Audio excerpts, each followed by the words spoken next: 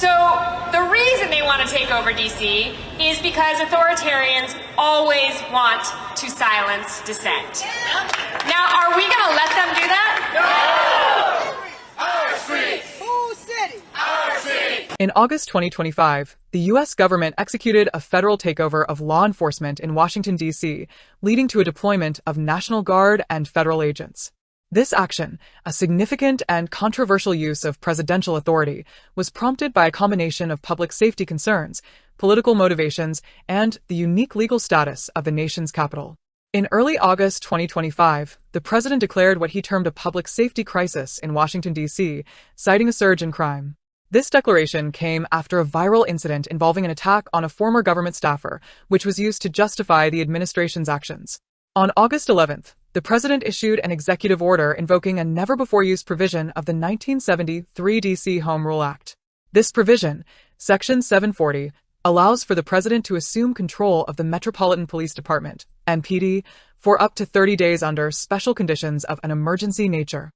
The president's order was accompanied by a directive from the U.S. Attorney General, who appointed the head of the Drug Enforcement Administration, DEA, as the city's emergency police commissioner, effectively superseding the authority of D.C.'s police chief. Corrupt Roots puts you front row to the darkest corners of justice, where heinous cases and shocking crimes explode, inside the courtroom and on the streets.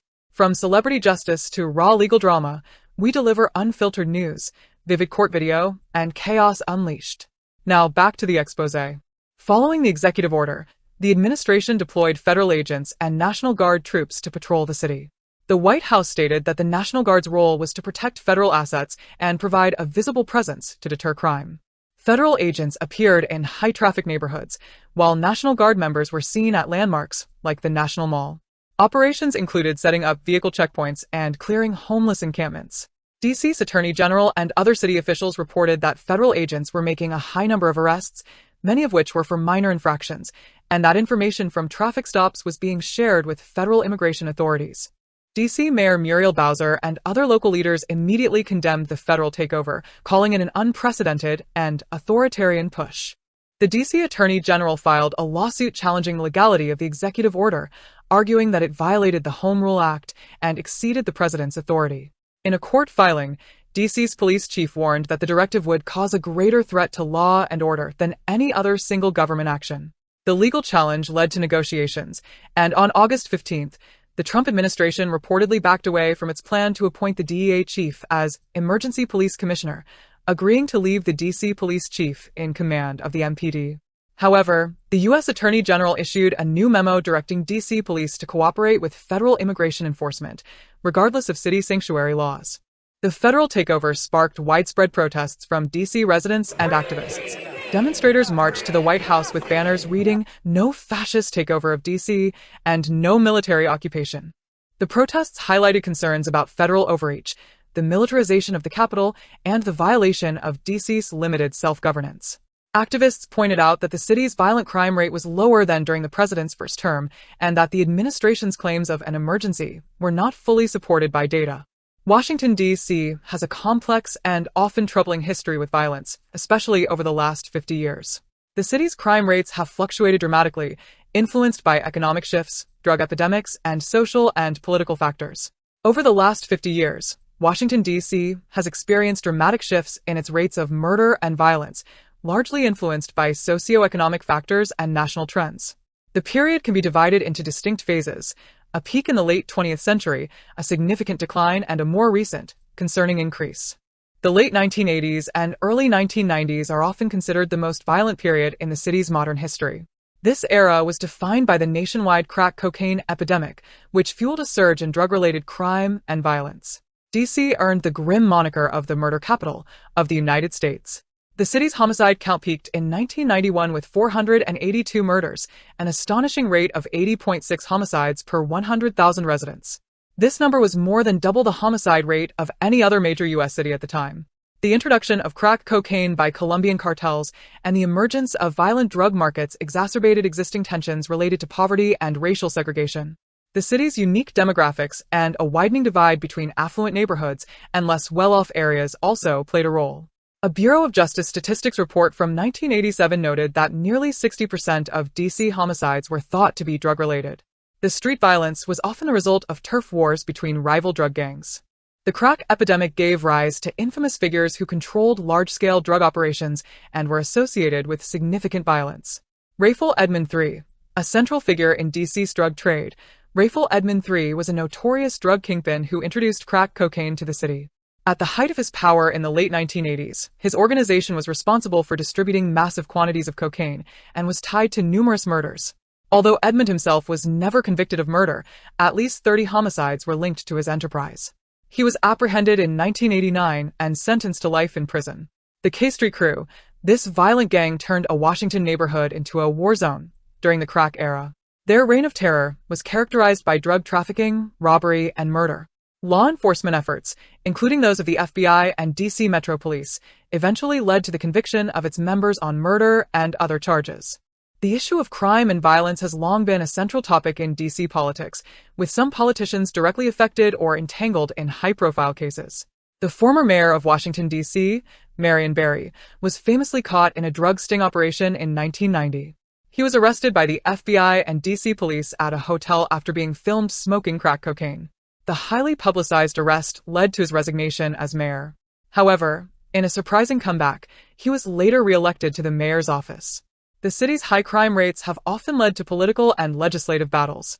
For instance, in 1992, the murder of a staffer for Senator Richard Shelby prompted the senator to introduce legislation to legalize the death penalty in D.C. This move was controversial, with D.C. leaders and residents resisting what they saw as an assault on the city's home rule. Following the peak, Washington, D.C. saw a remarkable and sustained reduction in violent crime that mirrored a national trend. The number of homicides began to fall significantly in the mid-1990s. The decline continued through the 2000s, with a few slight increases in some years. In 2012, D.C. recorded 92 homicides, the lowest annual tally since 1963. While experts debate the precise causes, contributing factors are believed to include the decline of the crack cocaine epidemic, economic revitalization projects, an increase in the number of police officers, and broader national trends such as an aging population and changes in policing strategies. After reaching historic lows, DC's violent crime rates, particularly homicides, have begun to rise again. There have been several peaks in homicides, with a significant increase during the COVID-19 pandemic. In 2023, the city recorded 274 homicides, the highest number in 2 decades. In addition to homicides, the city has seen alarming increases in other violent crimes, such as carjackings, which rose by 547% between 2018 and 2023. Current violence is often attributed to a combination of factors, including personal and group disputes, drug-related conflicts, and the widespread use of firearms. There is also a significant concern about juvenile involvement in violent crime. The effectiveness of the city's criminal justice system, including low clearance rates for violent crimes, has also been a point of contention. The federal takeover was met with strong opposition from DC officials and many residents, who disputed the administration's narrative and viewed the move as an historic assault on DC home rule. Their counterarguments included disputed crime statistics. DC Mayor Muriel Bowser and other city officials maintained that the administration's claims about a crime crisis were false and based on a misleading portrayal of the facts. They pointed out that while DC had experienced a spike in crime in previous years, overall violent crime had fallen and was at a 30-year low. Political motivations. Critics, including DC officials and civil liberties groups, argued that the takeover was a political power play and an overreach of authority. They contended that the administration was using the pretext of crime to impose its will on a heavily democratic city, and that the move was a test case for similar actions in other blue cities across the country. Legal challenges. The city's attorney general filed a lawsuit to block the federal takeover, arguing that it violated the District of Columbia Home Rule Act, which grants the city a measure of self-governance.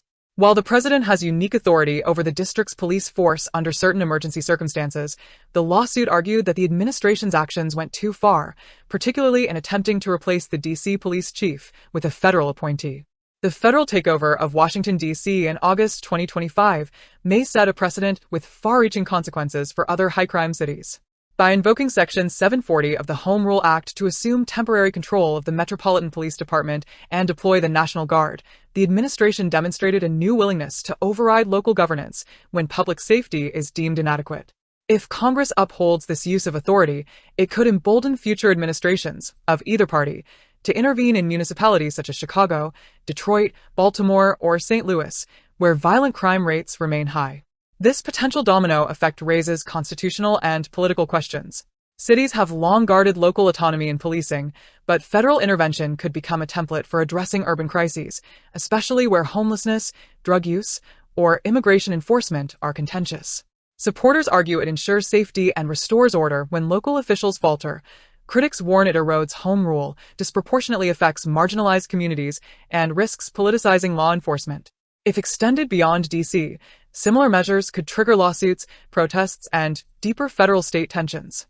Ultimately, the D.C. episode is being closely watched as a test case for whether Washington sets a one-time precedent or opens the door to a broader federal role in city policing nationwide. The history of murder and violence in Washington, D.C. over the past 5 decades is a story of extreme highs and lows. While the city has seen a substantial decrease from the murder capital era of the 1990s, the recent upward trend in violent crime presents a new and serious challenge for the city's residents and leadership. The federal takeover was based on a narrative of a city in the grips of an unprecedented crime wave, but the available data from DC's own police department told a different story. The city was experiencing a significant decline in homicides and overall violent crime from a peak in 2023, mirroring a national trend. Critics argued that the administration was using a single, high-profile violent incident and out-of-date or hyperbolic statistics to justify a politically motivated intervention into DC's local governance. The events in August 2025 underscored the long-standing debate over DC's political status and its lack of statehood. As a federal district, DC's local government remains under the ultimate authority of Congress, a unique position that has been at the center of the ongoing struggle for DC statehood. And that's a wrap, but darkness runs deep. Subscribe, hit the bell, and stay sharp because no one and nothing is immune to corrupt roots.